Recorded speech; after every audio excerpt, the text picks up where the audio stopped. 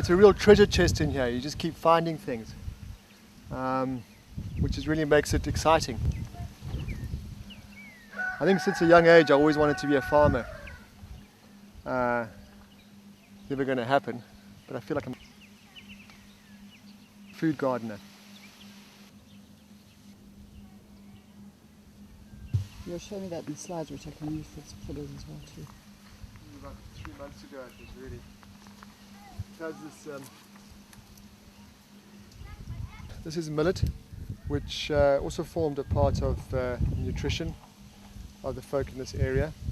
It's not farmed these days really. It's been replaced by wheat and maize, of course. But we make bread out of it. It's really nice, very nutritious as well. So this all started from one plant, and went over there. Now we've got enough seed the last year to produce an entire field.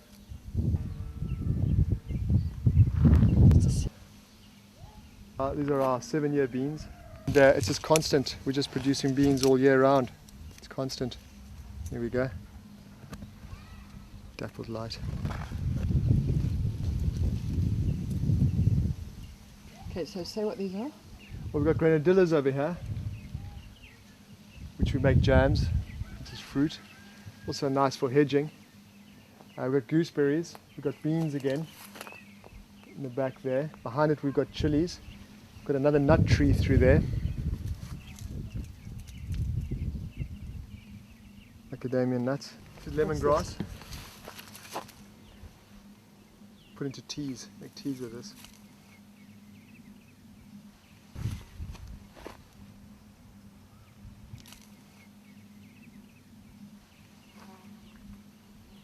This is our compost bin, all our grass cuttings there. You eat those nasturtiums?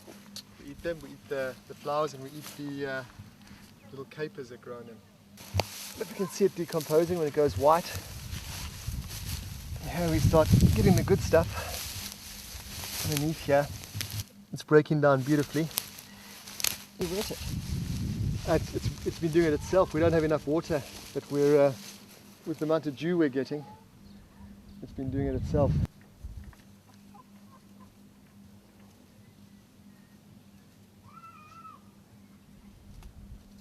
Oh, Mama!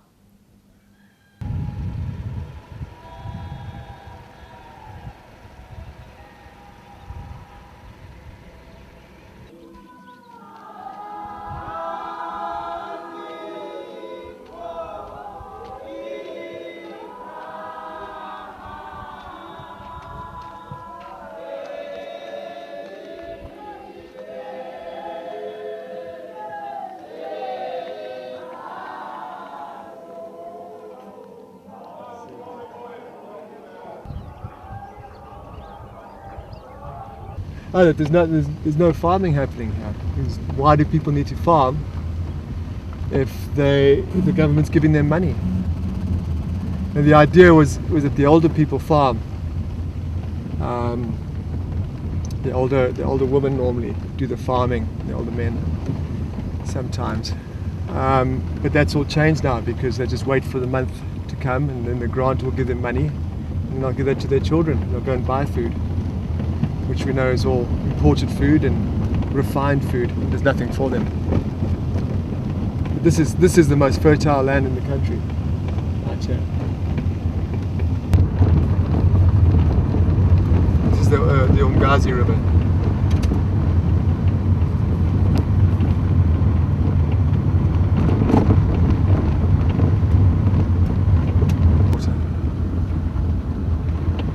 The major function of the kids now, they won't even go to school now, is just to get water. Everyone's desperate for water. So they'll travel hours every day looking for water. This water down here in this river is because it's a tidal estuary. It's got obviously salt in it.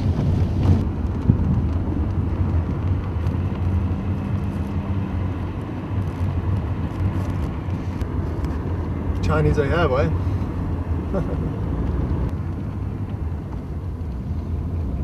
To this whole road, there's 320 potholes on it. Trying to earn some revenue for the project. haven't taken the bait yet. No one broke an axle for a while, but we're hoping it happens. We thought of like sending some fake phone calls. We were coming to a hotel, but we refused to because the road was so bad. It's like a...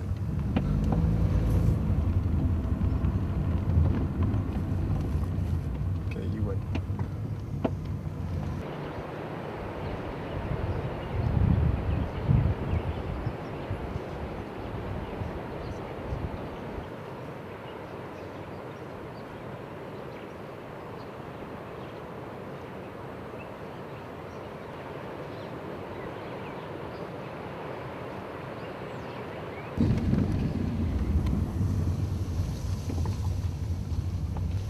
In places like, like Uganda, where you've got two rain seasons. It's tropical. You've got 2 rain seasons. You've got unbelievably fertile soil. It's just and never been farmed, virgin. And yet people are starving. All over the place, people are starving because they've bought into the system of you need money in order to exist. If you haven't got money, then you're going to die. And of course, there's the other aspect of it is like if you look at organizations like the World Food Programs and those sort of things, they create dependency. Look at what happened in Somalia, where the World Food Program was feeding about 6 million Somalians. And America contributes about 60 to 70% of that. They tried to change certain policy within the government of Somalia, and the Somalians refused, and they pulled out. Which means the dependency on the food program of 6 million people just whipped away, unless you toe the line. So that's not sustainable. What you should be doing is teaching these folk how to feed themselves, and they can because what happened to Somalians then? Well, they've had this internal fighting that's been going on for so long because they've got certain resources that are required. They've got oil resources and things like that. It's desirable for them to be in a conflict situation. So, and then of course they jump in and they offer aid, but it's all a payoff. There's no such thing as aid. It all helps to feed that monster of greed. So the World Food Programs, USAID, all these things are just a huge part of the big corporate grind. They dump food into these places to try and maintain the strength of currency. There's not too much fluctuation in the markets. And they dump it in Africa. They dump all the GMO foodstuffs in Africa. And it's all used for political manipulation. X amount of votes or mineral rights or drilling rights. Nothing's for free, boy, these buggers. And they're ruthless. Absolutely ruthless. You almost sometimes believe that there's some kind of extermination program going on here. Look at this down here.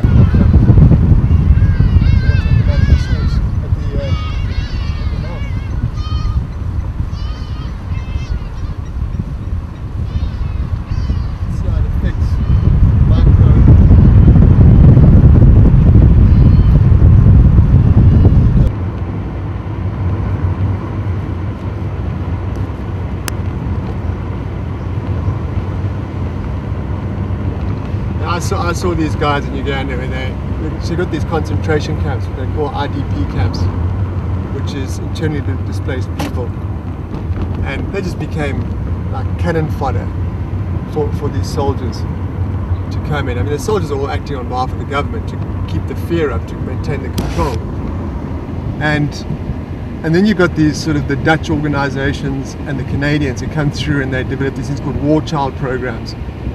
And they just build more camps. They just make them frilly with sign writing saying war children, but they're still keeping them away from the family structures and things like that. So what are they doing that's different?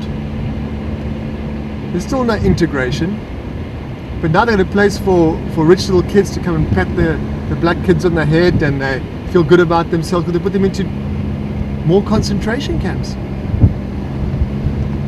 It's mind-boggling. I don't know what makes them tick.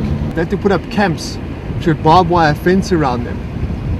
Which means they aren't accepted by those communities. How can they possibly try and bring about any kind of restitution? They're all fear-based then. And they make themselves exclusive from the community. And I don't understand what the aim of that is. So I guess I need to be educated. Working with Contra Lesser. He was the chairman of Contra Lesser, Congress of Traditional Leaders.